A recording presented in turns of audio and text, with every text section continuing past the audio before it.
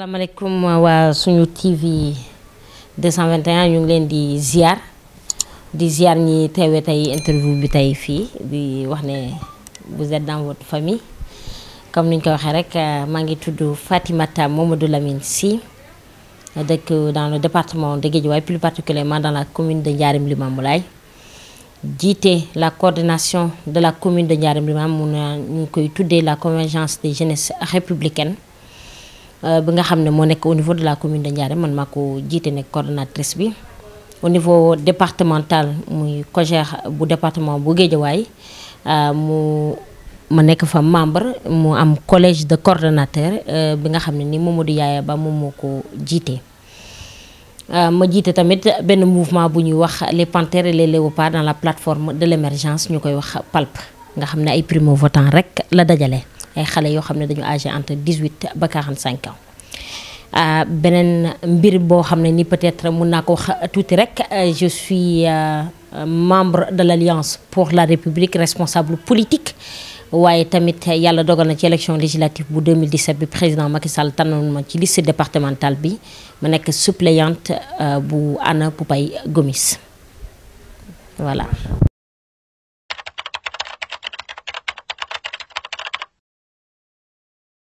Bon coow yi c'est normal parce que comme ni ñuy waxee rek mouvement parti politique la ñu nekk te parti politique dafay dynamique dafay am ay nit yu ciy nekk donc te nit ñi dañuy jóge ci ay horizon yu bari ku ci nekk nag ak jikko bi nga xam ne moom nga jikkoowoo donc nag boo ñëwee ñu dajaloo comme ni ñu koy waxee ay nit dajaloo ñu naan association nit ñi dajaloo nekkandoo il faut tout le temps mu am ay xëccoo. mu am des fois ñi ñi d'accordante wala des fois duñu d'accordante des fois tamit ñu gis peut-être ay crise de positionnement ak yooyu moo am ci daanaka peut-être da nga xaw a ragal toucher question bi peut-être question bi nga xam ne nii peut-être moom moo waral question bi tax nga bëgg ma poser moom mooy actualité bi ñu toll moom mooy le cas Cissé Lo Yakham Mbaye ak Farba Ngom je dirais que c'est très normal c'est dans l'ordre des choses waaye lu ñuy déplorer la parce que tamit ay kilifa lañu ci réew mi bokk ci mouvance présidentielle président Macky Sall jiite ko te président Macky Sall dafa nekk nit ku nga xam ne nii képp kuy ànd ak moom da ngay ànd ak yarute parce que président la bu yarute moom moo tax tey askan wi wóolu ko ba teg ko mu nekk président de la république dalam teeyam ak fonku réew mi moo tax ñu teg ko mu nekk président de la république ndaw yu bari topp ko donc nag kilifa yi nga xam ne ñu ngi nekk ak moom war nañu mën a roy ci ay tànkam beneen bi moom mooy sookulu parti bi mooy d'abord nit ñi di respectante di joxlante cër waaye di jox nit ñi nga xam ne ñoom la ñuy administrer aussi cër pour que ñooñu tamit mun leen delloo cër wi.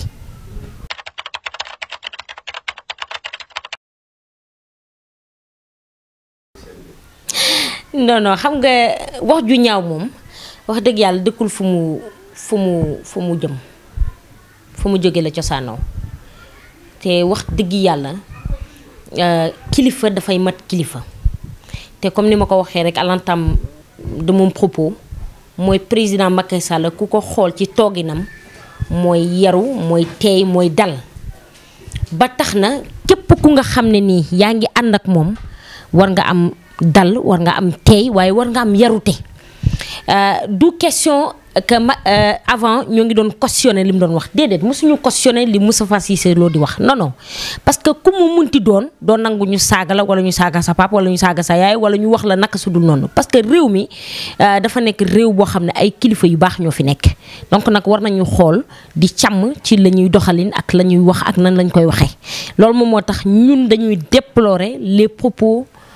tenus par notre camarade je dirais même ex-camarade Moustapha Cissé Lo parce que du lu nga xam ne dafa bokk ci ordre normal yi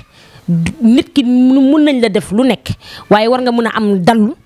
bañ a saaga bañ a wax naka sudul noonu parce que dafa nekk quelqu'un bu nga xam ne ñun ñii nañ ko respecté ci parce que ci biir parti bi lañ ko wekk moom bokk na ci ñi nga xam ne ñoom ñoo fondé parti bu ñuy wax Alliance pour la République donc nag moom war na bokk ci ñi nga xam ne ñoom ñooy joxe orientation yu baax yi gis-gis bu baax bi doxalin bu baax bi toggin bu baax bi ñun ñi nga xam ne ñun en 2011 moom la ñu fekk si ci biir parti bi waruñu ko sax jox ay conseil mais conseil am dafa war a jógee moom ci moom dellu si ñun ñii ñi nga xam ne 2011 dañu ñëw rejoindre le parti parce que nag moom dafa bokk ci ñi sañ ci parti bi te ba pareen bi mooy dafa nekk kilifa ci biir parti bi nekk mu am ay nombal tànk yu nga xam ne dañ ko jox dénk ko donc nag bu ñu ko dénkee yooyu nombal tànk population sénégalaise bi war a xool ci moom donc war na mun a buy wax mu toléré ay waxam xool kilifa yi nga xam ne ñu ngi koy déglu parce que audio yi fuité audio yu doy waar la audio yu rafetul la audio yu nga xam ne ñun ñii nga xam ne ñoo nekk ay ndaw di wax ne tey dañu war a tabaxaat ndaw ñi audio yu ñu ñaawlu la.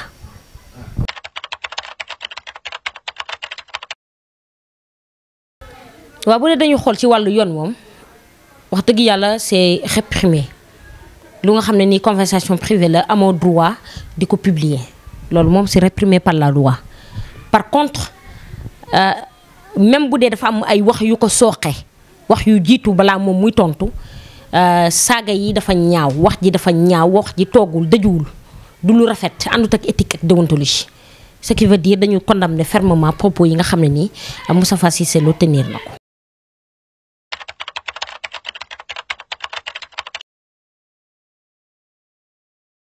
waaw d'accord xam nga yow loo gisee aussi am na ay préalable waaye lu nga xam ne xas na ba génn dañ ko war a sanctionner ci lu mu tolluwaayam xam nga bu nekkoon ci biir lañ ko waxtaanee génnul si biti parce que bu génn si biti bi moom mooy toog na ci biir réseaux sociaux yi ku ci nekk ci ñun jot na ko via Instagram Facebook WhatsApp ainsi de suite ku ci nekk rek jot nga saagay ça veut dire que ce n'est plus privé c'est devenu public donc nag ku ci nekk rek am na lu nga xam ne ni moom mooy sa ressenti moom nga ci gis sa gis-gis bi nga ci am ce qui veut dire loolu ay propos yu nga xam ne ni vraiment lu ñuy déplorer la. par contre nag comme ni ñu koy waxee rek bi coow li tàmbalee mënoon nañu ku ci nekk ci ñoom muy Yakham Mbaye muy Cissé Lo muy Farba Ngom ñu woo leen taaj leen waxtaan ak ñoom waaye comme niñ koy waxee rek kilifa réew mi muy kilifa ci suñu biir parti muy président Macky Sall fi mu waree jëlee décision dafay jël décision. et je pense que aujourd'hui commission de discipline bi nga xam ne tey moom moo ko instruire pour que ñu jël une décision ferme à l'encontre de Cissé Lo à mon humble avis décision la bu nga xam ne ni c'est sage parce que tey dafay joxe un exemple typique nit bu nga xam ne nii cautionné wul nit ñi di dépasser les limites parce que réew mi tamit dañu am ay kilifa yu ñuy déglu am ay xale yu nga xam ne ñoo ngi déglu kilifa yi di am kilifa yi nekk seen ay royuwaay te tey moom mu bëgg tabax réew mi mu naan Sénégal émergent d'ici 2035 donc nag kuy tabax réew da ngay commencer d'abord par nit ñi l'aspect humain bi moom mooy nit ki d'abord nit ki da nga koy yaraat yar jikkoom yar ko moom defaraat ko tabaxaat ko donc nag bu dee da nga bëgg defar réew da ngay commencer d'abord par nit ñi donc nag ci defarum réew moom mu defar nit ñi ci le président Macky Sall toll loolu moom moo tax képp ku nga xam ne tey bokk nga ci biir partem di def naka sa dul noonu dañ lay sanctionner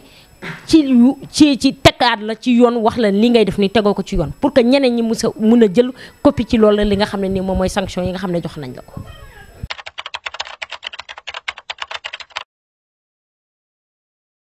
xam nga révélation moom ku ci nekk tu es libre de faire tes révélations yu la concerné toog ne biir APR am na ñuy jaay drogue wala ñuy def leneen ak leneen loolu moom ku mu neex nga wax lu la neex ce qui est important moom mooy ñu am ay preuve ci li ñuy wax. maa ngi koy wax daanaka ci yeneen média je dis que la nature a horreur du vide waaye comme ni ñu koy waxee rek ñun ci suñu ay kàllama en tant que des juristes dañuy faral di wax ne nit ki lépp lu muy wax na ko teg ci wàllu preuve boo ne nit ki dafa sàcc na nga génne liy wane ne dafa sàcc soo ne nit ki dafa fen da ngay génne li tax mu ne la diw mi kat dafa fen bu nit ki waxee naka sudul noonu nga génne preuve yi wane na li mu wax ni kat tegu ko ci base yu solide ñun ci loolu la ñu càmbare maanaam looy wax rek da ngay génne preuve yi ne lii article diw nangam la def ak nangam la def su boobaa ñun ñi ñu mun a wax ne diw mi kat li ñu koy reproché teg nañ ko ci wàllu preuve ñu soog a nag analyser mais Moustapha Cissé Lo ci li muy wax ni fi mu toll nii ci wàllu diversion la toll man ci diversion laa ko jàppee beneen bi moom mooy rek li ñuy wax ne dañ koy ñaawlu bu baax a baax di wax ne du lu rafet parce que nag gor da ngay gore président Macky Sall képp ko ànd ak moom da ngay gore da ngay wetuliku gore parce que bu dul dara sax am na benn fan bu nga xam ne rek dafa na lu la neex ba nga génn ci mbedd bi tagg ko donc nag bu mu naqari mukk ba nga génn di saaga wala di wax naka sa dul noonu lépp nañ ko teg ci wàllu dignité ak honnêteté dafa rafet ci ay jikko yu nga xam ne tey politicien bu nekk war na ko am.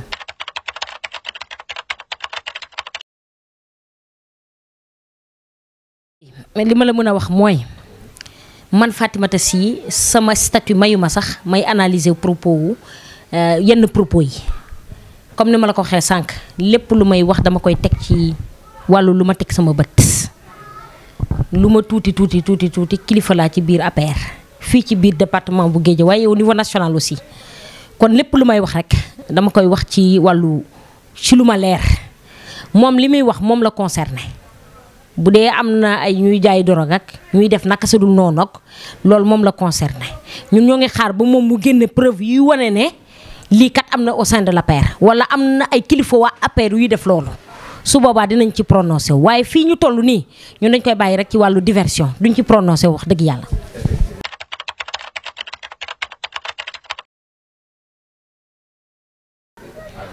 xam nga tànk maa ngi la koy wax nee naa la ndaje boo gis rek dina am ñu nga xam ne ni peut-être ñoom ñooy baby galeuse yi ngeen baal ma ci kàddu bi beneen bi rek moom mooy parti politique la ñu wax parti politique ay daje bu ay nit la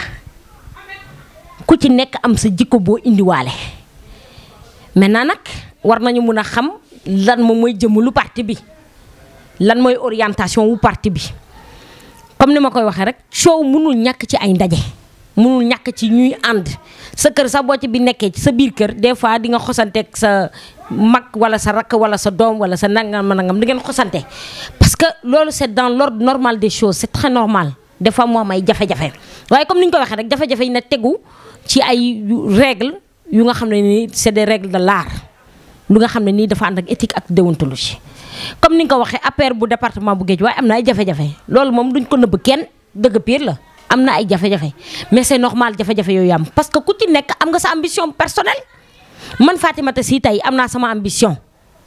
keneen am na ambition su amee nag ambition yu nga xam ne nii tey dañu war a jàkkaarloo mais forcément il faut que ñu jàkkaarloo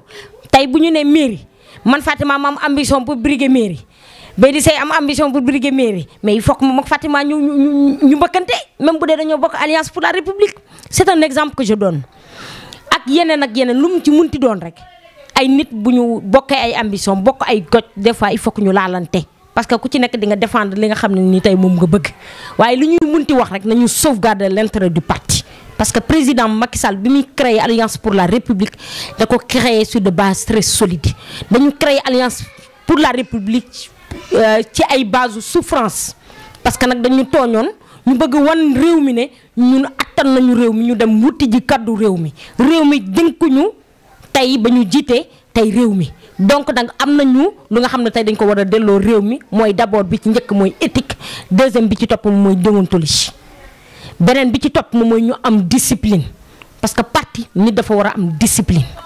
da ngay fekk ñu jiitu